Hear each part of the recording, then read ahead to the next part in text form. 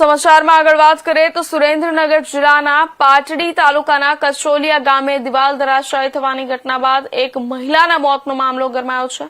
ઘટનાને લઈ સમાજના લોકો અને પરિવારજનો દ્વારા જિલ્લા પોલીસ અધિક્ષક એસપીને લેખિતમાં રજૂઆત કરવામાં આવી છે।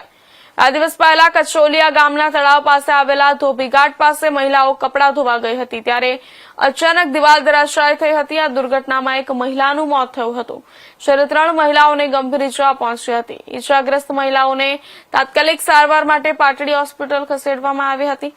ઘટના બાદ સમાજના લોકો અને મૃતકના પરિવારજનો દ્વારા જવાબદારો સામે કડક કાર્યવાહી કરવાની માંગ સાથે જિલ્લા પોલીસને લેખિત રજૂઆત કરવામાં આવી છે। સાથે જ પરિવારજનો અને સમાજના લોકોએ ચેતવણી આપી છે કે જો તેમને ન્યાય નહીં મળે તો ગાંધી ચિંધ્યા માર્ગે આંદોલન કરવામાં આવશે।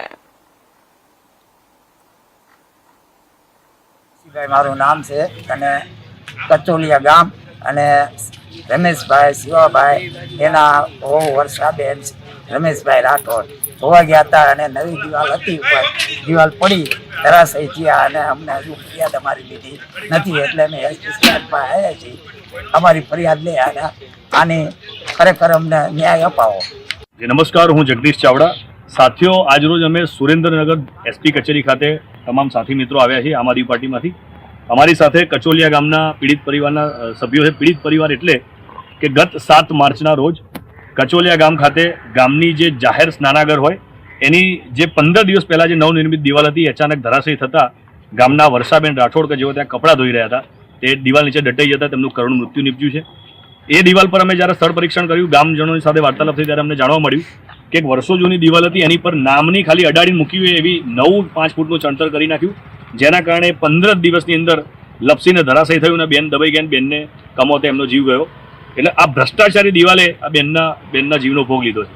જેથી અમે આ દિવાલ બનાવવા પાછળ જે બી જવાબદાર હોય એ પછી ગામના સરપંચ હોય, તલાટી હોય, ટીડીઓ હોય કે ઇજનેર હોય, જે પણ જવાબદાર લોકો આની અંદર તપાસ કરતા નીકળે એ તમામ વિરુદ્ધમાં કાયદેસરની પોલીસ ફરિયાદ દાખલ કરવામાં આવે, સાપરાધ માનવ વધની અને તે તમામની કડક તપાસ કરીને તમામને કડકમાં કડક સજા થાય તેવી રજૂઆત માટે અમે જિલ્લા વડા એસપી કચેરી સાહેબને મળવા આવ્યા હતા। જેમાં એસપી સાહેબ કંઈક ઇમરજન્સી કામથી બહાર હોવાથી ડીવાયએસપી પટેલ સાહેબની જોડે અમે વાર્તાલાપ કર્યો છે અને પટેલ સાહેબે અમને આશ્વસ્ત કર્યા છે કે 24 કલાકની અંદર પીડિતોની FIR બી લઈ લેવામાં આવશે અને તપાસ બી શરૂ કરી દેવામાં આવશે।